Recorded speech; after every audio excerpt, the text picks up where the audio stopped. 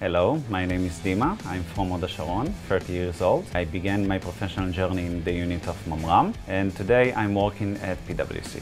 I've been working in this field for the past 4 years. I was planning to go on a business trip to the States. On the first time that I went, I had severe issues of fluency when I speak. I set a goal for myself to have proper English before my next business trip, which was planned for the Black Hat conference in Vegas. So I contacted Express in order to improve my English before the next time that I was planned to visit the States for a conference. One of the issues that I had is speaking Hebrew English, and speaking like that created major problems. And with the Express method, having a video sent every morning of how I make my coffee, how I make my bed, the basic things that I do in the morning, was able to provide me with the tools to switch the thinking of how to speak proper English in my head, which translated into me speaking fluently in the actual world. From the point where I took Express, I had a major improvement in English.